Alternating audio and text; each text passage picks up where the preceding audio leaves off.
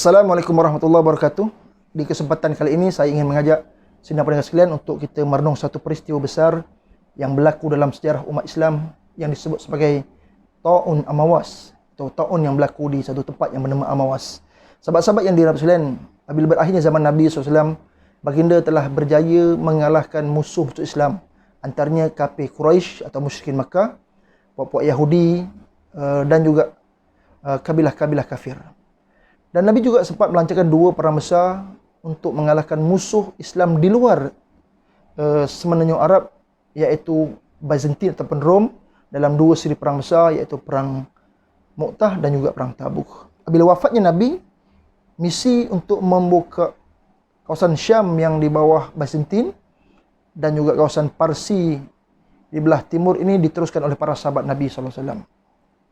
Maka antara misi tersebut yang seperti yang saya sebutkan tadi ialah misi para sahabat untuk memperluaskan Islam, untuk menyebarkan Islam di satu kawasan yang namanya Syam.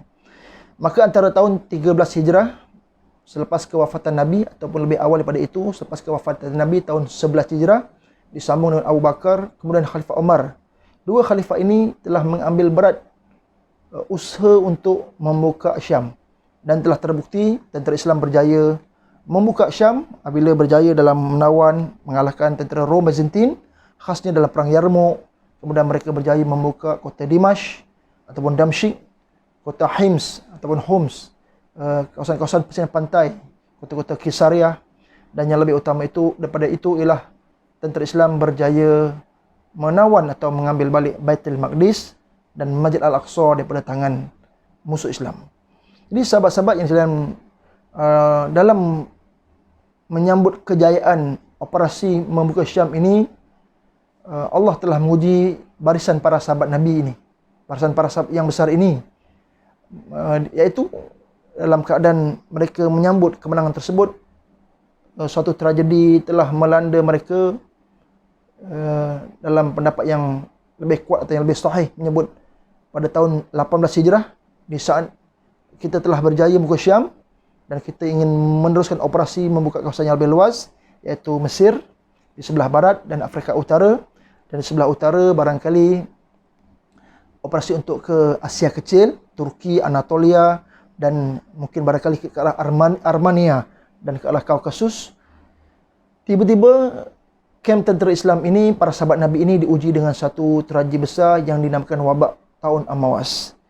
Jadi saat ini ingin saya berkongsi dengan tuan-tuan sekalian, sahabat-sahabat yang sekalian, apakah itu tragedi Ta'un Amawas yang berlaku di tengah-tengah operasi para sahabat Nabi dalam meneruskan misi penyebaran Islam.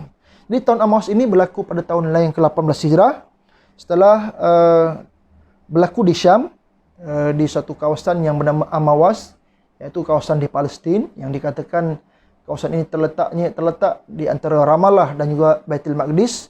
Menurut pakar atlet Islam Syauqi Abu Khalil, Amawas ini terletak kira-kira 30 km dengan Al-Quds, ya. Dan di sinilah, di tempat kampung inilah, kota kecil inilah berlaku mulanya wabak Ta'un Amawas ini. Jadi Ta'un Amawas ini telah melanda kem umat Islam, kem tentera Islam, kem Syam ataupun wilayah Syam yang baru dibuka oleh umat Islam. Maka ahli-ahli sejarah meriwayatkan peristiwa tragedi Ta'un besar ini telah meragut ramai nyawa umat Islam, khasnya yang disebut sebagai Ashraf Quraisy ataupun kita sebut sebagai ataupun Ashrafus Sahabah, para sahabat yang sangat mulia. Mereka tidak terkorban dalam peperangan, tetapi mereka terkorban dengan tragedi Ta'un Amawas ini. Jadi ingin saya mengajak sahabat sekalian untuk kita merenung, kenapakah Allah memilih nama-nama besar ini dan siapakah mereka ini yang terpilih. Mereka ini tidak syahid di medan perang, tetapi mereka ini syahid kerana tragedi Ta'un yang melanda tersebut. Jadi sahabat-sahabat yang dirahmati Allah sekalian, antara yang mengupas tajuk penting ini, Ta'un Amawas ini, ialah tentulah pakar sejarah Islam Ibnu Kathir dalam kitabnya yang masyhur Al-Bidayah wa Nihayah. Maka ingin saya rakamkan, ingin saya sebutkan, ingin saya kongsikan kepada semua sidang pendengar antara nama-nama penting yang terkorban nama-nama hebat sahabat ataupun asyrafu as-sahabah, sahabat-sahabat besar yang terkorban dalam tragedi tahun Amwas ini. Jadi antaranya ialah Al-Haris. Yang pertama yang saya kongsikan, daripada dikatakan jumlah 25,000 atau ada pandangan 30,000 ini, Allah pilih di kalangan orang yang hebat, para sahabat besar yang hebat, yang turut terkorban dalam perang tersebut. Jadi yang pertama antaranya Al-Haris bin Hisham. Siapa ni Al-Haris? Al-Haris ialah saudara lelaki kepada Abu Jahal yang telah masuk Islam pada zaman pembukaan kota Mekah, merupakan salah seorang ketua yang hebat, yang mulia pada zaman jahiliah dan juga pada zaman Islam. Yang pertama, seorang sahabat besar. Yang kedua, Syurahbil bin Hasnah. Siapa Syurahbil ini? Syurahbil ini ialah seorang sahabat Nabi yang Islam sejak awal, pernah berhijrah ke Habasyah, merupakan salah seorang daripada 4 sahabat yang dihantar, 4 pemimpin besar yang dihantar oleh Khalifah As-Siddiq untuk operasi membuka Syam. Yang ketiga, barangkali kita agak terkejut, seorang sahabat Nabi besar yang Allah takdirkan mereka orang yang hebat, orang yang soleh, sahabat yang dijanji, yang dijamin, salah seorang daripada 10 sahabat yang dijamin syurga, iaitu Amir bin Abdullah bin Al-Jarrah, atau biasa kita sebut dengan nama Abu Ubaidah Al-Jarrah. Jadi Abu Ubaidah ini tentulah sahabat-sahabat sering dengar yang Nabi sebut sebagai Amin Hadil Ummah, orang yang amanah di sisi umat ini. Salah seorang daripada tadi seperti yang saya sebutkan, daripada 10 sahabat yang dijamin masuk syurga, dan salah seorang sahabat besar yang masuk Islam pada hari yang sama. 5 orang sahabat besar yang masuk Islam pada hari yang sama di tangan Abu Bakar As-Siddiq, selain Osman bin Maz'un, Ubaidah bin Al-Haris, Abdurrahman bin Auf, dan Abu Salamah bin Abdul Asad. Begitulah juga Abu Ubaidah Al-Jarrah. Inilah 5 orang sahabat besar yang masuk Islam di tangan As-Siddiq. Merupakan ketua pemimpin Islam, menggantikan Khalid Al-Walid dalam perang Yarmouk. Sahabat yang hebat, yang juga Allah takdirkan, Allah pilih sahabat ini, iaitu Abu Ubaidah, turut terkorban syahid akibat daripada kesan tragedi tahun Amwas. Selain itu, sahabat yang terkenal yang keempat ialah Al-Fadl bin Abbas bin Abdul Muttalib, sepupu Nabi, orang yang pernah didokong oleh Nabi atau digendong oleh Nabi bersama Nabi dalam untanya semasa Nabi melakukan Hajatul Wada, haji terakhir Nabi tahun yang ke-10 Hijrah. Juga antara yang terkorban dalam ataupun kesan daripada tahun Amwas. Yang kelima, sahabat besar juga yang direzekikan, ditakdirkan oleh Allah Subhanahu Taala untuk syahid akibat daripada tahun Amwas ialah Muaz bin Jabal, seorang lelaki daripada Hazrat, daripada Ansar, yang telah dipersaudarakan oleh Nabi dalam peristiwa hijrah dengan Abdullah bin Mas'ud, sahabat Nabi daripada golongan Hazrat yang terpilih untuk berkhidmat untuk Al-Quran pada zaman Nabi, selain Ubay bin Ka'ab, Zaid bin Sabit,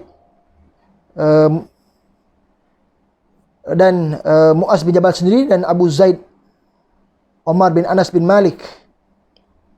Dan yang keenam, sahabat juga yang terkorban kesan daripada akibat daripada tragedi tahun Amwas ialah Yazid bin Abu Sufyan, iaitu saudara kandung lelaki Muawiyah bin Abu Sufyan, yang juga dikatakan antara sahabat yang hebat, yang dilantik daripada 4 pemimpin dalam operasi pembukaan Syam oleh Khalifah Abu Bakar As-Siddiq. Dan yang terakhir, Abu Jandal bin Suhail, juga seorang sahabat Nabi yang telah masuk Islam awal, dikatakan pada waktu pembukaan kota Mekah, ataupun pada hari pembukaan atau perjanjian Hudaibiyah, yang juga turut terkorban dalam semasa tragedi perang tahun Amwas. Jadi sahabat-sahabat yang selain kesan ataupun pengajaran yang kita boleh ambil daripada tragedi tahun Amwas ini ialah Allah boleh mentakdirkan kepada umat Islam ini pada bila-bila masa. dalam keadaan yang genting seumpama ini pun, di mana para sahabat Nabi sedang sibuk dalam operasi untuk membuka atau berdakwah, menyampaikan kalimat Islam ke merata tempat, ke satu dunia. Allah uji mereka tiba-tiba tanpa diundang dengan satu tragedi yang sangat menyedihkan yang telah meragut ribuan umat Islam. Yang keduanya, tahun Amos ini mengajar juga kepada kita bagaimana Allah telah memilih mereka-mereka yang soleh, mereka-mereka yang hebat. Allah takdirkan, Allah pilih mereka sebagai golongan-golongan yang syahid. Jadi peristiwa ini juga mengajar banyak perkara besar. Antaranya selain Allah, dua perkara yang saya sebutkan tadi juga, tahun Amawas ini juga telah mengajar kita bahawa Nabi pernah mengajar seandainya berlakunya satu wabak di mana-mana tempat, maka kita diperintahkan untuk orang yang berada di luar untuk tidak memasuki kawasan yang dilanda wabak tersebut, dan bagi mereka yang telah berada di kawasan, di dalam daerah di mana berlakunya wabak tersebut, maka mereka dilarang untuk keluar daripada kawasan tersebut supaya wabak ini tidak dibawa keluar ke tempat lain. Semuanya ini adalah untuk menguji kesabaran. Semuanya ini adalah sebagai salah satu teknik yang diajar oleh Nabi SAW dalam keadaan kita diuji dengan wabak-wabak besar seperti ini. Jadi hari ini kita telah diuji dengan COVID-19. Barangkali sedikit taklimat ini, sedikit penerang ini dapat memberi sedikit maklumat kepada kita semua. Seandainya ada di antara kita yang soleh, yang beriman, yang ahli ibadat, mereka diuji dengan wabak COVID-19 ini positif, kemudian Allah takdirkan mereka ini bertemu Allah SWT. Maka sebelum ini juga ada para sahabat yang mereka juga telah diambil oleh Allah SWT dalam keadaan mereka ini juga ditimpa dengan musibah besar seperti ini. Jadi ia adalah perkara yang biasa, perkara yang telah berlaku sebelum daripada ini lagi. Yang keduanya, dalam keadaan kita ingin memajukan negara kita, dalam keadaan kita ini sebelum ini barangkali berusaha untuk memajukan, kita sibuk dengan kemajuan, tidak heran dengan tiba-tiba Allah boleh menguji kita sebagai teguran, sebagai peringatan, sebagai takdir Allah SWT. Dia yang maha berkuasa, dia yang menentukan segala-galanya.